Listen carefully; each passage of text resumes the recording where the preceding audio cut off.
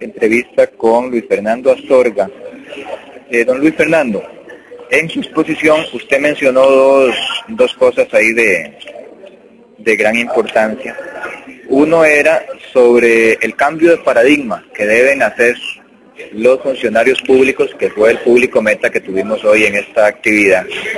Los funcionarios públicos deben hacer un cambio de paradigma en cuanto a cómo abordar el tema de discapacidad y la atención y los servicios a las personas con discapacidad en sus propias instituciones. Sí, esto es clave. Precisamente quienes trabajamos en derechos de las personas con discapacidad, siempre hemos identificado que hay el común de la gente, la sociedad tiene una visión absolutamente subestimativa de las personas con discapacidad.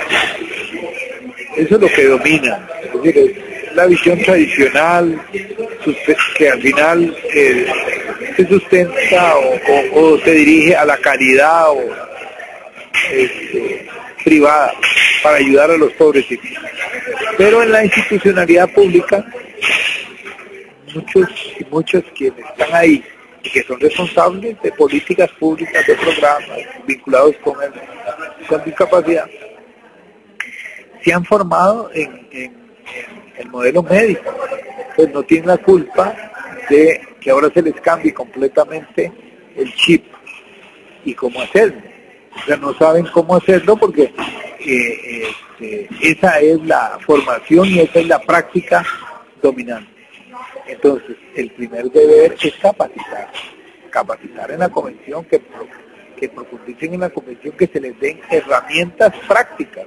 O sea, uno es el conocimiento de la convención, pero otro, y ahí para mí el consejo debe jugar un papel muy activo, es cómo formular las políticas públicas con otra mirada, de desarrollo inclusivo, de aplicación efectiva de los derechos de las personas con discapacidad, que contiene la convención y otras normas también nacionales.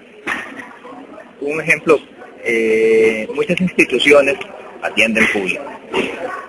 Muchos funcionarios ni siquiera les pasa por la mente que ellos en algún momento van a atender a una persona con discapacidad. Entonces, cuando se da esa situación de la vida real, no saben cómo atender, no saben cómo hacerlo. Y cuando intentan hacerlo desde el abordaje que aprendieron en la sociedad, que era el de pobrecito y de cómo ayudarle y palabras como esas. Entonces, deberían de hacer estos funcionarios de instituciones públicas el cambio de paradigma y atender a la persona como un ser sujeto de derecho. Correcto. Esto es muy importante.